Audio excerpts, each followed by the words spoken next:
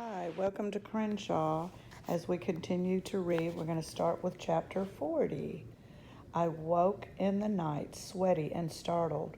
I've been having a dream, something about a giant talking cat with a bubble beard. Oh, Aretha, who likes to share my pillow when she can get away with it, was drooling onto the pillowcase. Her feet were dream twitching. I wondered if she was dreaming about Crenshaw. She certainly seemed to like him. Wait, I felt my brain screech to a halt, like a cartoon character about to careen off a cliff. Aretha had seen Crenshaw? At the very least, she reacted to him. She tried to lick him. She tried to play with him. She seemed to know he was there. Dogs have amazing senses. They could tell when a person is about to have a seizure. They could hear sounds when we hear only silence. They can unearth a piece of hot dog buried at the bottom of a neighbor's trash can. But, however amazing dogs can be, they cannot see someone's imaginary friend. They cannot jump into their owner's brain. So, did that mean Crenshaw was real? Or was Aretha just responding to my body language? Could she tell I was freaking out? Or did she figure I'd come up with a brand new game called Let's Play with the Giant Invisible Cat? I tried to recall how she acted back when we were living in the minivan. Had she had she sensed Crenshaw's presence then? I couldn't remember. I didn't want to remember. I covered my face with my drooly pillow and tried to go back to sleep. Chapter 41. Ribbit said something. I opened my eyes. A frog was on my forehead. He looked familiar, like the windowsill visitor Crenshaw had wanted to eat. I turned my head and the frog leaped off. Next to me lay a human-sized cat. On top of Crenshaw lay a medium-sized dog. And on top of Aretha sat the frog. Two of the three were snoring. I sat up on my elbows. I blinked again. I left the window ajar. That explained the frog. It did not explain the cat. You're back, I said. Morning, Crenshaw murmured, his eyes still closed. He wrapped his paws around Aretha, snuggling close. Just tell me this, I said. I crawled off my mattress and stretched. How did I get rid of you for good? I'm here to help you, Crenshaw said. He yawned. His teeth were like little knives. He pulled one of Aretha's velvety ears over his eyes to block out the sun.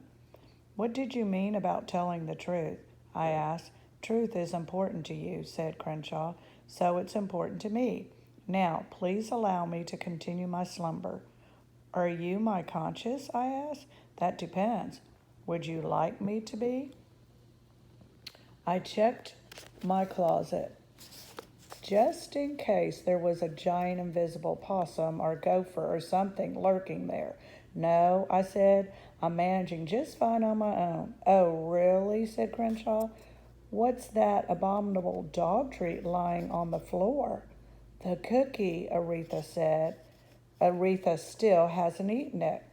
I tossed it out my window. Maybe squirrels wouldn't mind eating something stolen. Remember when you stole the yo-yo back when you were 5, Crenshaw asked. When my parents caught me, I tried to blame you. Everyone always blames the imaginary friend. Then my parents made me take it back and apologize to the store. I think you see where this is going? Another yawn. Now, if you don't mind, I'll be taking a little cat nap. I stared at him. He would make me feel mystified and annoyed and more than a little crazy. And now he was making me feel guilty. One way or another, I had to get him out of my life. By the way, I said before leaving the room, you're hugging a dog. I didn't see what happened next, but I heard a hiss and a howl. Aretha dashed past me at high speed.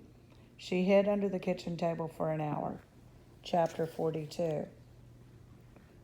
Selling your stuff at a yard sale is a weird experience. It's like walking around with your clothes on inside out, underwear on top of jeans, socks on top of sneakers. The insides of your apartment are spread out for everyone to see and touch. Strangers finger the lamp that used to be on your bedside table. Sweaty guys sit in your dad's favorite chair.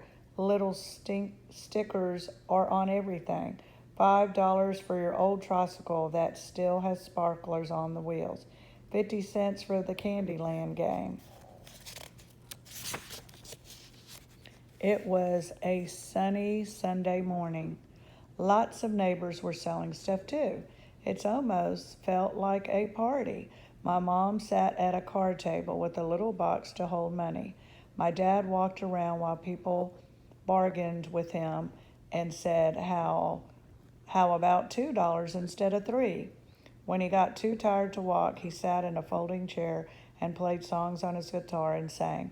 Sometimes my mom would sing harmony. My main job was to carry stuff to people's cars and to keep an eye on Robin. She was pulling someone's old wagon that had a $4 sign taped to it. In the wagon was her trash can with the blue bunnies, which my parents had promised she could keep. It wasn't so bad watching our things get sold. I told myself that every dollar we made was a good thing and that it was all just meaningless stuff. And it was nice to be with with our neighbors and friends, drinking lemonade and talking and singing along with my parents. Around noon, we sold almost everything. I watched my mom count the money we'd made. She looked over at my dad and shook her head. Not even close to what we need, she said quietly. Before he could respond, a skinny man with a ponytail approached my dad. He pulled out a fancy leather wallet and asked my dad if his guitar was for sale. My dad and mom exchanged a glance. Could be, I suppose, said my dad. I have one that's for sale too, my mom added quickly. It's back in the apartment. My dad held up his guitar. Sunlight darted off its smooth black body. It's a beauty, said my dad. A lot of history. Dad, I exclaimed, you can't sell your guitar. There's always another guitar around the bend, Jax, said my dad, but he wouldn't meet my eyes. Robin ran over. She was still towering the wagon, which nobody had bought. You can't sell that, she cried. It's named after Jackson. Actually, I said, I was named after the guitar. It doesn't matter. Robin's eyes welled with tears. That's a keepsake for keeping. Here, you can have my trash can for free, mister, instead. She thrust her trash can in the skinny man's hands. The man began. It's a dynamite trash can, sweetie. I really like it, the bunnies, but I'm more in the market for a guitar. No guitars, no way, Robin said. My dad gave the man a helpless shrug. Sorry, man, he said. You heard the lady. Tell you what, though. Why don't you give me your phone number in case we have a change of heart? I'll walk you out to your car. Together, my dad and the man headed toward a sleek black car. My dad's left foot dragged a little. Sometimes that happens with MS. They exchanged scraps of paper, talked, and nodded. The skinny man drove off, and I had a feeling that my dad's change of heart had already happened. Chapter 43. Almost an hour later, a landlord came by our apartment. He had an envelope in his hand. He hugged my mom and shook my dad's hand and said he wished things could be different.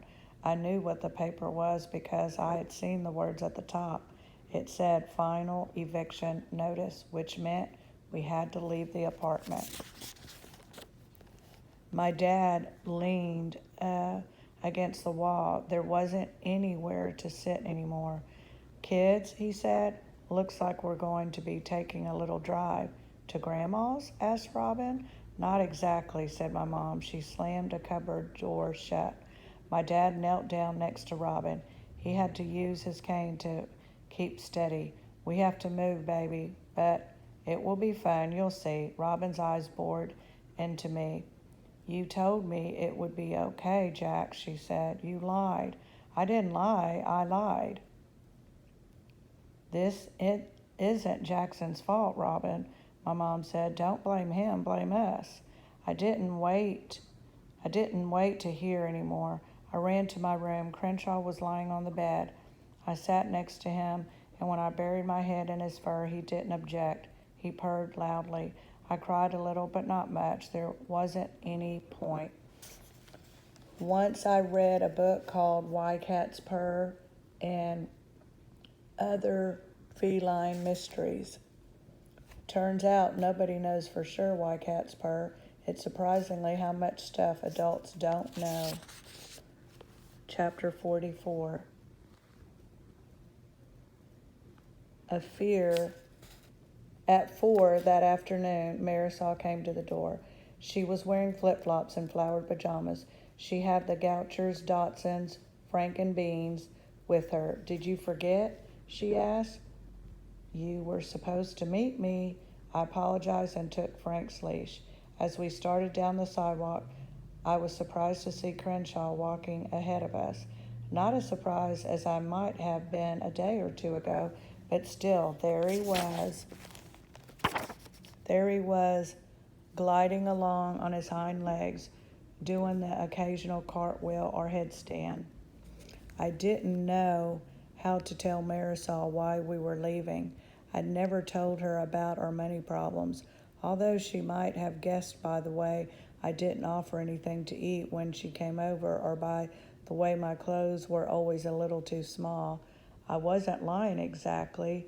I was more that I had left out certain facts and focused on others. I didn't want to do it, of course. I liked facts, and so did Marisol. But sometimes facts were just too hard to share. I decided to tell Marisol something about a sick relative, about how we had to go take care of him, and how it was all of a sudden kind of a thing. But just as I started to speak, Crenshaw leaned close and whispered in my ear, "The truth, Jackson." I squeezed my eyes shut and counted to 10, slowly. 10 seconds seemed like the right amount of time for me to stop being crazy. I opened my eyes. Marisol was smiling at me, and then I told her everything. I told her about how worried I've been and how we were hungry sometimes and how afraid I was about what might come next. We walked toward the school playground. Crenshaw strode ahead and rocketed, down the tube slide. When he got to the bottom, he looked at me and nodded approvingly. And then, I don't know why, I told Marisol one more fact. I told her about Crenshaw.